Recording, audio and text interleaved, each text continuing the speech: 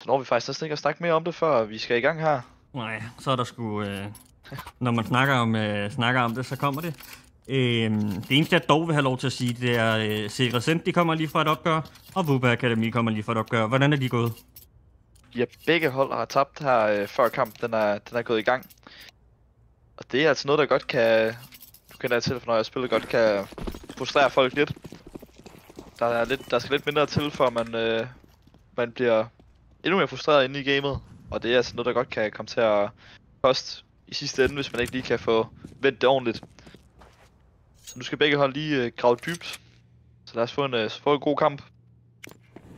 Det er da så spændende at se, om Martin han kan stikke fuldstændig af igen. Synes jeg så også, at Lai, han viste god favør, da vi var inde og kigge. Det gjorde han. Et særhold, der løber direkte ind mod det stack, som Vupa gerne vil have. De skal løbe ind mod Karl J, der finder de første 3 fra Stairs. Så er der så kun Nordby og Hans tilbage. Og Karl J, der allerede er godt i gang med at fight. Er det en korrekt antagelse, at Karl J og Nordby har spillet på alle sammen? Det er i hvert fald et godt spørgsmål. Det kan jeg finde ud af lynhurtigt. Tror jeg da i hvert fald. Ja, man kan søge på spilleren inde på ligasiden oppe i hjørnet. Men det er lidt svært for mig lige at tage ud. Det er trods alt mig, der kører spillet på min computer. Se her.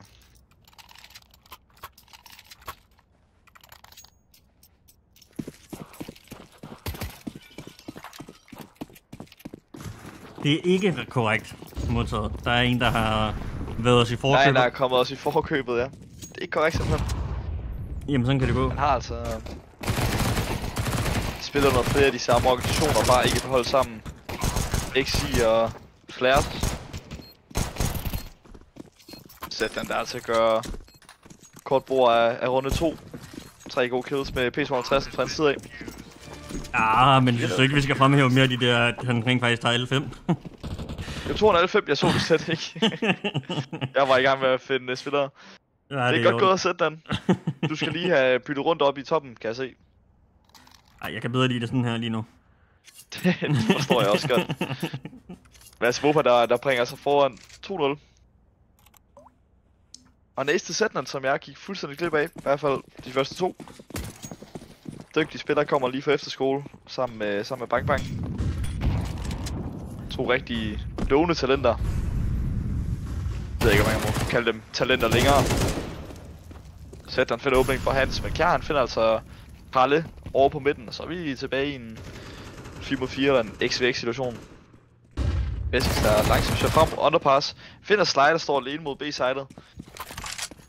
Det er altså det, jeg snakker om i sidste game også, da vi castede der, at når du er i de her bonusrunder her, så skal du også gøre nogle ting for at fange modstanderne, hvor de ikke helt er klar. Det har man sige, de bestemt har gjort.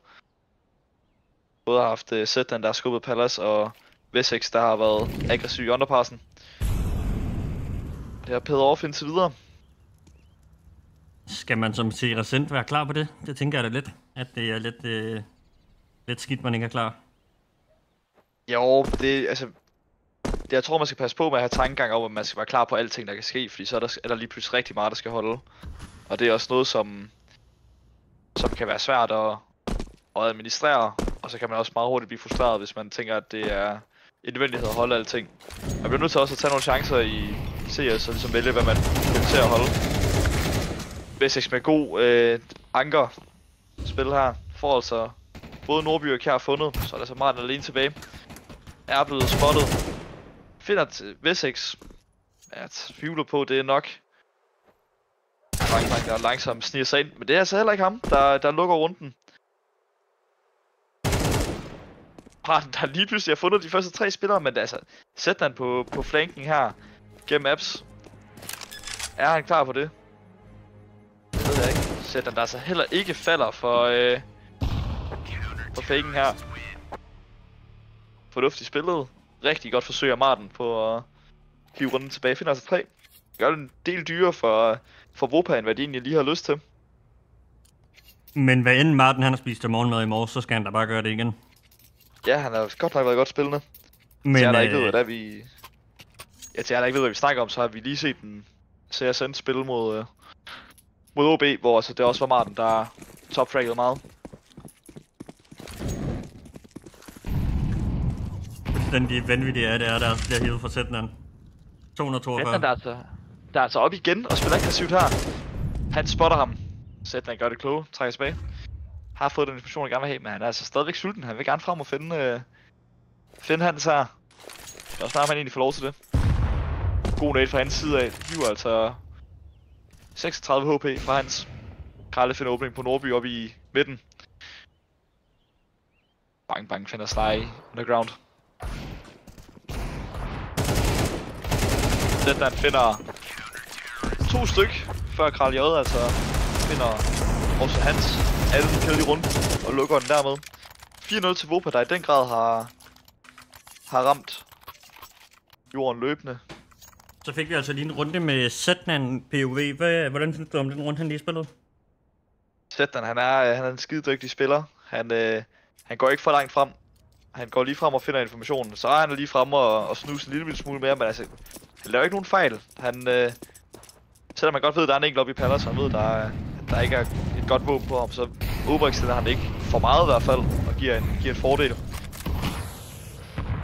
Det er godt spillet. Hans, der altså bare holder Zetnan. Han har været meget på tur indtil videre, Zetnan. Nu har jeg lige siddet og rost for at ikke overextende for meget, så pusher han ramme runden efter. Men altså, har virkelig haft en god start indtil videre, og Lockstart, det bliver ikke havde her, men han finder altså kær. Efter et misset no-scope. En 2 en runde, hvor... Ja. Nej, hvis Sly havde fundet killet her, så havde runden været helt åben. Ja. Altså Vopa, der også bare sat sig for, at det der game skal spilles på deres præmisser. Det er dem, der tager initiativet til at skubbe, selvom de er Counter-Strike, eller selvom de er Counter-Strike, selvom de er counter-terrorister, men det viser en masse confidence, men det gør altså også, at gamet det kan blive lidt lettere at spille. De ved godt, at det ikke er dem, der skal tilpasse sig efter, hvordan seere spiller, men altså seere, der skal tilpasse sig efter, hvordan de spiller. Det med, at de spiller så aggressivt, så nu har du allerede gjort seere bange for, at der bliver skubbet forskellige steder på mappet. Så nu er det altså noget, som seere de konstant skal have i baghovedet, hvis de går nogen steder hen, at der bliver søgt information hurtigt. Det ligner altså også, at Nordby han gerne lige vil have snakket ud med holdet her, tager altså i hvert fald gamets første timeout. Og så kan vi da også lige sige til dig, at du skal læse chatten. Så får du også lige den der fyret op. Ja, Mads, tak for at du spørger. Jeg skal fjerne visdoms til dig i morgen. Ja, og Kral J og Hans, som indtil videre de to stjernerifler på de forskellige altså respektive hold. Så Kralle, der er i gang med at stykke en vanvittig flot sæson sammen, har altså lagt 1.18 rating indtil videre. Og modsvaret det, altså Hans, har ikke rigtig haft den samme sæson som Kralle har, men også hans første sæson i første division har indtil videre kun lagt en 0.84 rating, men også på et mandskab, der taber en del, så det er lidt sværere.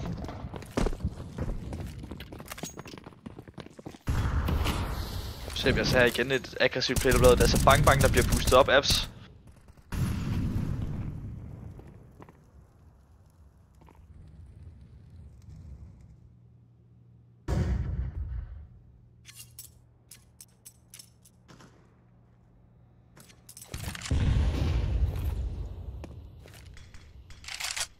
Det er rolig runde. Altså, igen Kralle, der gerne vil ud og spille på hans præmisser. Bliver lige aggressivt nok. Det er altså også en åbning til Sly. Ja, det var en af de første.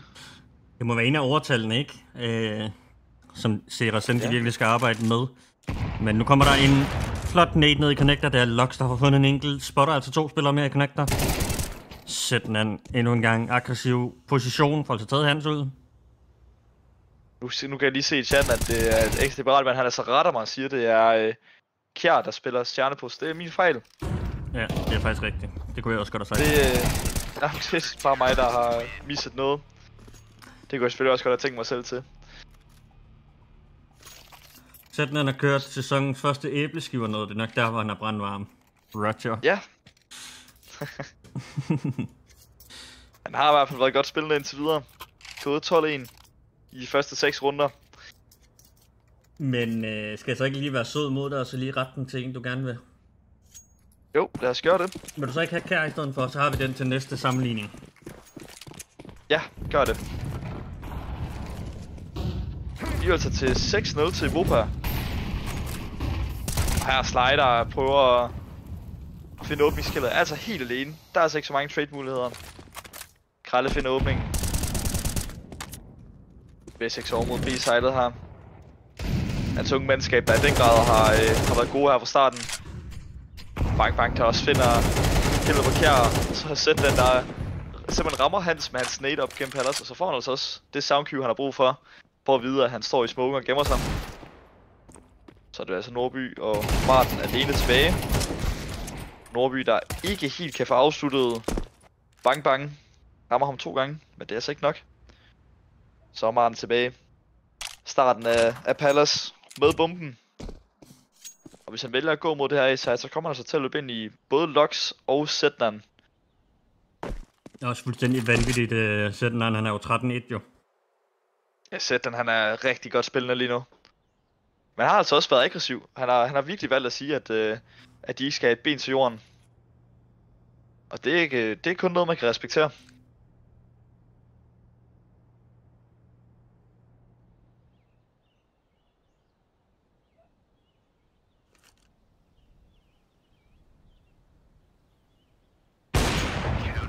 Jeg har altså også bare Lux der for hammer det sidste søm i. Godt altså til 7-0. Og som siger, at Mirage det er altså et CT-sided map. Der går 52,6% af runderne til CT-siden. Men det er altså... Selvom det er CT-siden, så skal jeg se altså, der er nogle runder på bordet, hvis I skal kunne følge med.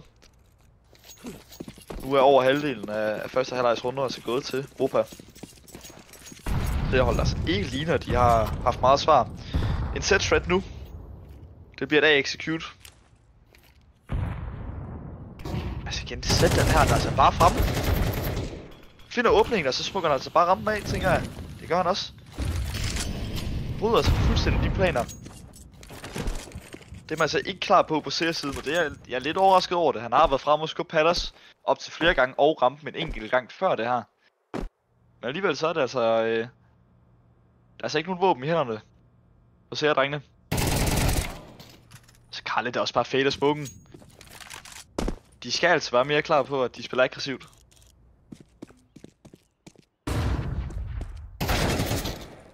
Her bliver der så også Kjær, der får fundet Kralle endelig.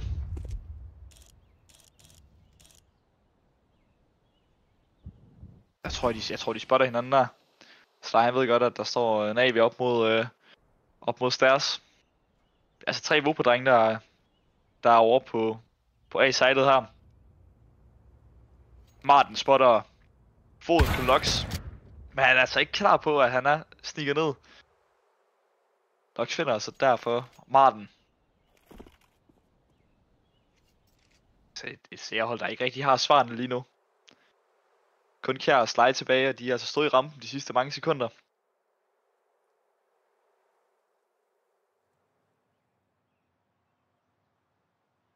Ja, kommer til at spare det her.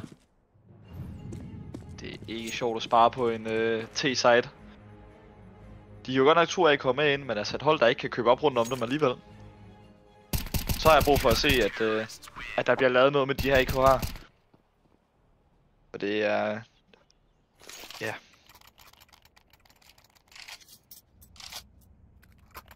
Og altså et seerhold, der i den grad har brug for at vinde den her kamp, hvis de skulle have en drøm om ikke at rykke direkte ned. I forvejen er det meget snævert for dem. Men det er altså ikke bedre, eller det bliver ikke bedre af, at de lige nu er bagud 8-0. Og igen et set piece her ude af spawn. Der bliver forset op omkring de 2 AK'er gemt.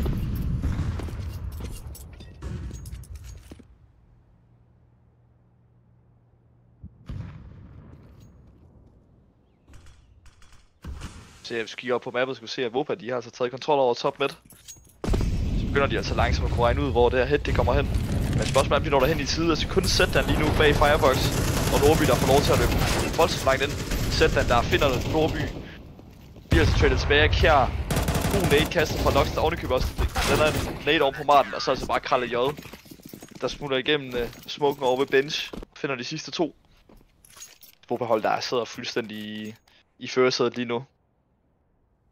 De spiller altså også den her Mirage lidt anderledes, end man er vant til at se, vil jeg sige, at det klæder dem, de unge spillere her.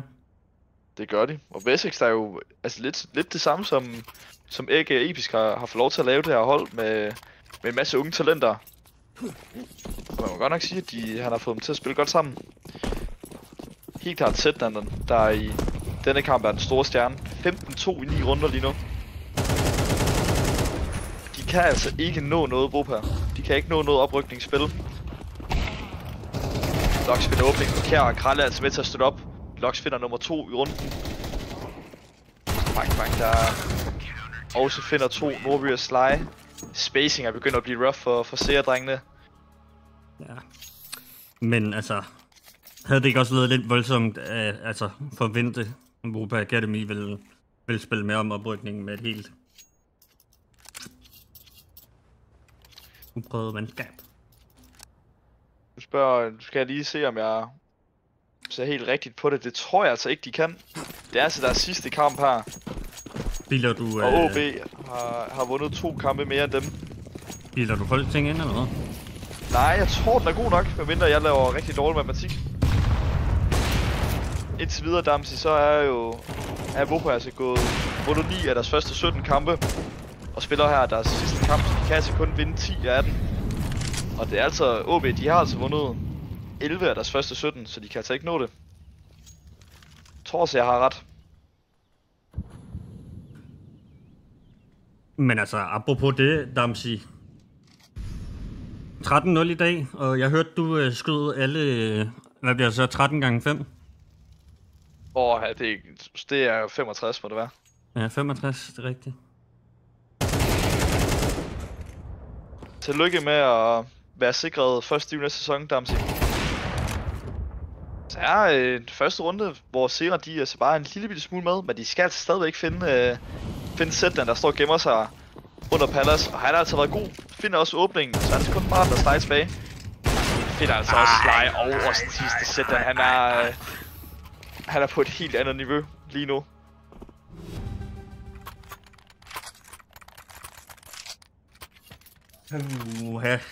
Can admin check this PC, please?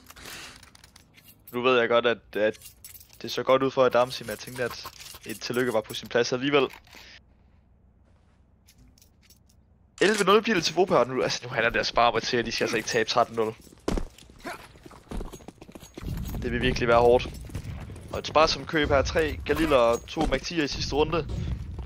De har altså igen et setplay ud af spawn. Du har fuldstændig ret, Damsi. Zetland 18-2 her i første halvleg. Så nu et play mod den her B-side her.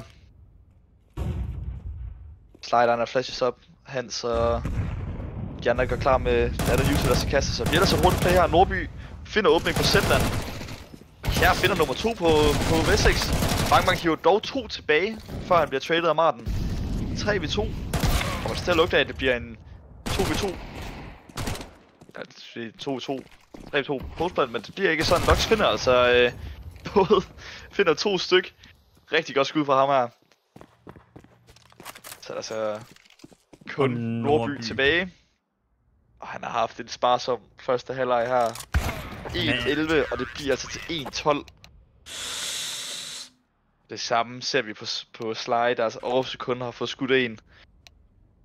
Kralle J her. Nu har vi fået begge stjernespillerne op, og der kan man jo se, at det er engang Kralle, der har haft langt mere impact i det her game. Gået 11-5, og næsten omvendt er Kjærse gået 6-11, har ikke rigtig haft svarene. Og så en stor forskel på adæren. Det vidner jo meget om, ja. Man kan jo sige, det her er meget simpelt, og det er ikke for at være hård mod CSN, men der er ikke én over fra CSN, der er på 2 cifre i kills. Nej, og de er også blevet lukket fuldstændig ned, og til gengæld er der kun én på Vopa, der er under 2 cifre. det. Men det bliver vel Merge Og, Sweep. Det er i hvert fald det, vi tror på. Bare bedre, han har kaldt den som den første, og det er selvfølgelig ham. Der har I hvert fald, de har stacket mod den rigtige side her. Der er altså 3 spillere fra Sera over på B-sidet. Men det er altså også der, hvor Whooper kommer ind. En hurtig fake kan altså godt så lidt tvivl om, hvor det egentlig angreb det kommer hen. Det bliver altså også et full rotate fra Sera, men de når altså at høre det her. Men allerede bang og sætter den nede på sidet. Hans finder åbningen, får lige et dink med på vejen. Så bliver det altså Kjær der er fremme, men han rammer ikke skuddene. Sætter finder Hans i mellemtiden. Så bliver det altså sådan en fight herhen mod Kitchen. Der er faktisk et godt skud fra Lux og Kralle med flanken her. Jeg tror ikke Nordby er klar. Det er han. Nu har de altså informationen her. Så Lux alene tilbage i en 2 mod 1. Men han har altså også fået spillet godt i den her kamp indtil videre. Men er han klar på, at Martin han har løbet hele vejen rundt? Det tvivler jeg næppe på, han er. Vælger altså ikke at gå for fighten her. Nej. Der bliver det bekræftet. Og Lux, han gør det altså også til 13-0 mod Sera Ascent. GG, drengene.